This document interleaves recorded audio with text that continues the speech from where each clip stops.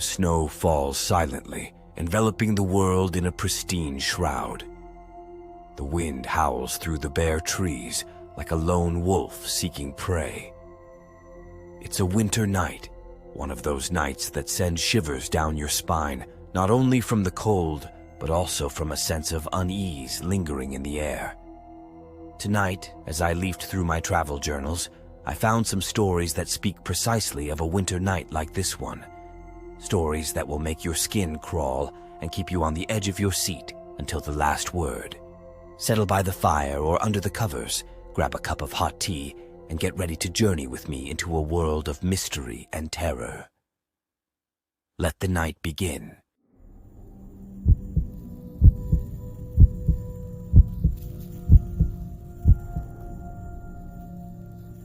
The freezing wind whipped against Luke's face, a 25-year-old with a robust physique molded by hard work in the fields of Kentucky. His solitary figure stood out against the darkness of the winter night, illuminated only by the faint light of the moon filtering through the clouds. Luke was a simple guy, accustomed to the tough life of the countryside. He had grown up on a small farm on the edge of a dense forest, where time moved slowly, marked by the rhythms of nature.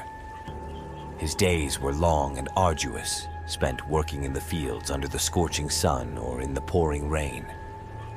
But Luke never complained. He was a strong and resilient young man with a deep love for his land and roots. That winter had been particularly harsh. The snow fell heavily and incessantly, creating a thick white blanket that covered everything. The cold was biting, and the wind howled through the trees, creating a ghostly atmosphere. The small community Luke belonged to was isolated from the rest of the world, with impassable roads and disrupted phone lines. One day, some livestock were found dead under mysterious circumstances. Their carcasses had been horribly mutilated, with deep wounds that didn't seem to be caused by a predatory animal. Fear spread among the villagers, who began to whisper about malevolent presences and ancient legends linked to the forest. Luke was shaken by these events. Despite the fear, he decided to investigate to uncover the truth about what was happening. He armed himself with an old hunting rifle and ventured into the forest, following the tracks left in the snow. After hours of walking, Luke found himself face to face with a strange figure moving among the trees. It was a tall, slender man with a black cloak that enveloped him entirely. His face was hidden by a hood, and his eyes gleamed with an eerie light. Luke suddenly felt cornered. The man in the black cloak was approaching him with slow and menacing steps. Luke tightened the rifle in his hands, his heart pounding in his throat. There was no time to hesitate. Luke turned and ran, with the man in the black cloak chasing him briskly. The snow impeded his escape, but Luke didn't give up. He ran with all his might, terror pounding in his chest. He finally reached his farm and barricaded himself inside, trembling with fear. He peered out the window and saw the man in the black cloak wandering in front of the house, howling to the night sky. Luke stayed awake all night, with the terror still etched in his eyes. In the following days, Luke found no peace. The image of the man in the black cloak haunted him. He couldn't sleep, had no appetite, and the terror paralyzed him, preventing him from focusing on his work. One day, he decided to confide in the old sage of the village. The old man listened attentively and then said, "Fear is a powerful enemy, but the truth is even stronger. Don't let terror control you. Confront your fear, and you will discover the truth." The words of the sage gave Luke the strength he needed. He gathered his courage and decided to return to the forest to uncover the truth about the man in the black cloak. After a long and perilous journey, Luke arrived at a cave hidden among the trees. Inside the cave, he discovered a group of men gathering in secret. They were dressed in black cloaks, their faces concealed by hoods, making them unrecognizable. Luke remained hidden in the shadows, silently observing the group of hooded men. They were dressed in black cloaks and engaged in animated discussions. Luke couldn't understand their words, but the agitated tone and threatening gestures hinted at something ominous. At a certain point, one of the men broke away from the group and approached the altar at the center of the cave. On it lay an ancient book, bound in black leather with strange golden symbols imprinted on the cover. The man opened the book and began reading aloud an incomprehensible formula. Luke grew increasingly uneasy. He didn't understand what was happening, but he felt that it was something terrible. He tightened the rifle in his hands, ready to act if necessary. Suddenly, the hooded men formed a circle around the altar and began chanting a mournful song. Their tone was low and guttural, and the words they spoke were in a language Luke had never heard before. Luke couldn't take it anymore. He stood up and stepped forward, shouting at the hooded men. They looked at him with surprise and fear, then scattered in panic. Luke approached the altar and took the ancient book. He opened it and began flipping through the pages. They were filled with writings in various languages, accompanied by drawings of monstrous creatures and macabre rituals. Luke didn't understand much of what he read, but one thing was certain. That book held dark and dangerous secrets. He closed it decisively and threw it to the ground, then walked away from the cave with his heart pounding.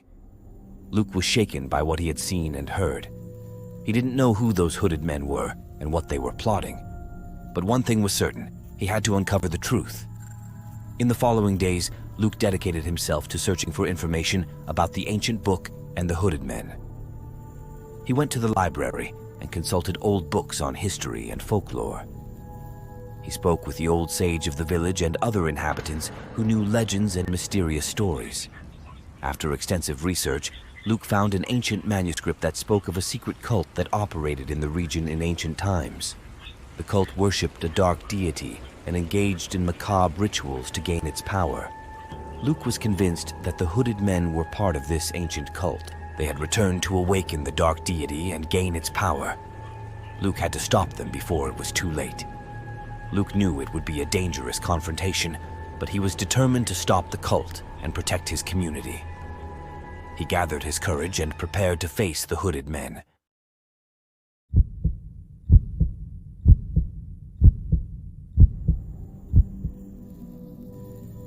The snow fell incessantly, enveloping Katie and Michael's cabin in a ghostly silence.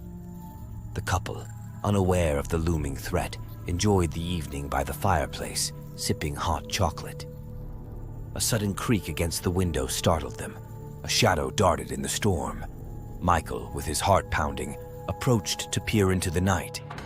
A tall, slender figure lurked furtively in the darkness. Terror gripped Katie and Michael. The storm hindered them as the pursuer approached relentlessly. An abandoned shed became their only hope. They hid inside, silently praying. Time stretched, each minute an eternity. The sound of a siren shattered the silence. The police had finally arrived.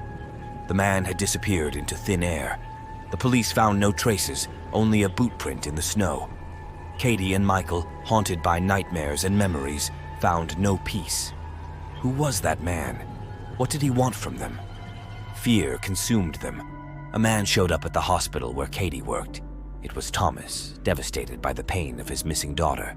He had seen Katie's photo and, blinded by despair, had mistaken her for his daughter in the storm.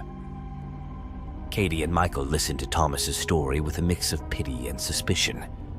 Was he truly just a desperate father, or was there something more sinister? They encountered Thomas several times, trying to understand his true intentions. One day, during a meeting with Thomas, Michael noticed a strange object in his bag. A knife. Tension escalated. The air became suffocating. Michael accused Thomas of being the man from the storm, but he vehemently denied it. Katie and Michael decided to investigate on their own. They followed Thomas and discovered he was associating with a shady character.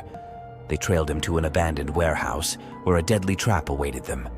After an exhausting struggle, Michael exposed Thomas's accomplice. He was a human trafficker who had kidnapped Thomas's daughter. The man had been hired to scare Katie and Michael away from the investigation. In the excitement of the discovery, Michael noticed a detail that had escaped everyone, a small diary in Thomas's pocket. He opened it with trembling curiosity, devouring the pages filled with unspeakable secrets. Thomas was not just a desperate father, but a man with a dark past and a deceptive present. Reading the diary, Michael came across a series of disturbing entries. Thomas spoke of shady dealings, debts with dangerous people, and a desperate plan to settle his score. Fear crept back into Michael's heart. Was Thomas truly the man who had pursued Katie in the storm? Michael was torn. Should he confess Thomas's secrets to Katie, or would he risk feeding her paranoia? The trust between the two was hanging by a thread, threatened by a shadow of uncertainty. Determined to uncover the truth, Michael began investigating Thomas, following the traces left in the diary. He found himself in a world of secrets and lies, where every step was a danger and every encounter an enigma. His investigations led him to a seedy bar frequented by criminals and traffickers. Michael, with his heart in his throat, infiltrated the establishment, trying not to attract attention. The air was thick with smoke and tension. Danger lurked in every corner. Michael spotted Thomas in a corner of the bar, accompanied by shady individuals. He approached cautiously, ready to expose him. But just as he was about to confront the man, a hand gripped his shoulder forcefully. It was Katie who had followed him, concerned. In front of Katie, Michael confessed his suspicions about Thomas and showed her the diary. The girl, shocked by the revelations, didn't know what to believe. In a rising tension, Thomas noticed their presence and confronted them with anger. In the heat of the struggle, Thomas lost control and confessed his terrible guilt. It was he who had pursued Katie in the storm, driven by desperation and paranoia. He had lied about everything, even his identity. Katie and Michael, shaken by the discovery, distanced themselves from Thomas with a sense of disgust and bitterness. Their trust had been betrayed, their security compromised. The snowy night was just the beginning of a nightmare of secrets and deceit that would haunt them forever. Despite the pain and disappointment, Katie and Michael didn't give up. They held on to each other, finding in their union the strength to move forward. They decided to turn the page, leaving the past behind and looking to the future with renewed hope. Time passed, but the wound from the snowy night never fully healed. Katie and Michael continued to live with the fear of being pursued again. The shadow of suspicion accompanied them like a ghost, tainting every moment of joy.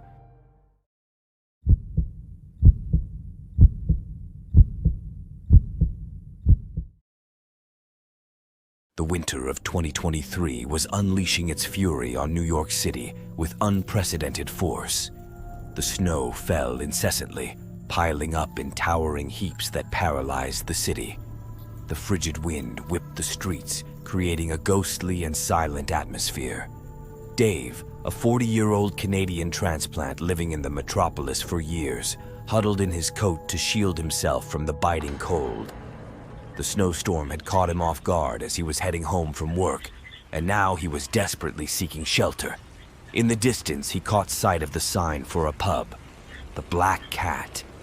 It was a place he frequented regularly, a quiet spot where he could unwind and enjoy a beer by the warmth of the fireplace. Hoping to find comfort, Dave headed towards the pub. Entering the establishment, Dave was enveloped in a pleasant warmth. The only source of light came from the crackling fireplace and a few candles on the counter. The pub was deserted, except for Lisa, the bartender, who looked at him with a surprised expression. Dave ordered a pint of Guinness and settled at the bar. He felt an unexplainable sense of unease, as if something bad was about to happen. The silence in the pub was oppressive, and every creak of the wood made him jump. Lisa approached the bar, and with a trembling voice, she told Dave about a strange sensation she had been experiencing for days. A premonition of danger, a dark shadow haunting her. While they spoke, an elegant man entered the pub.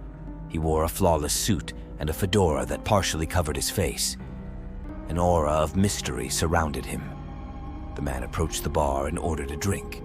He seemed nervous, constantly looking around as if searching for something. Dave and Lisa watched him with growing unease. At some point, the man approached Lisa and whispered something in her ear. She turned pale and began to tremble. Dave understood that something terrible was about to happen. The man pulled out a knife and lunged at Lisa. Dave threw himself at him, trying to stop him. A violent struggle ensued.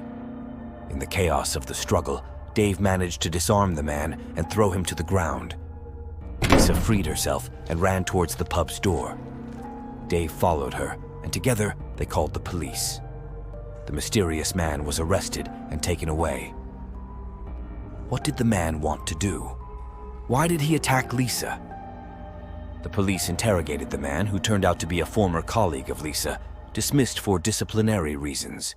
He was obsessed with her and couldn't accept her rejection. He had planned to assault her in the pub, taking advantage of the solitude of the place during the snowstorm.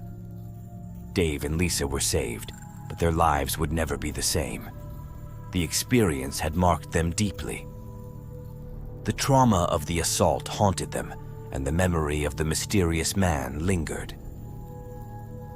Over time, with mutual support and the help of a therapist, Dave and Lisa began to rebuild their lives. The wound from the assault would never fully heal, but their resilience pushed them to move forward. One day, while strolling through Central Park, Dave and Lisa locked eyes with a man who was staring at them intently. It was him, the mysterious man, released on bail pending trial. In the eyes of that man, Dave and Lisa saw a glint of madness that terrified them. In that moment, they understood that their lives would never truly be safe. And with a chilling sigh, the tale of the Whispering Manor comes to an end. I hope its narrative has disturbed your dreams and ignited your imagination. Like a whisper in the night, I invite you to step into the realms of my channel and join me every week for new adventures in the realm of terror. Shadows and mysteries await you, eager to reveal their deepest secrets. See you soon, and remember, darkness is only the beginning. Ah, and I almost forgot. I am Mr. Vincent, your nightmare narrator.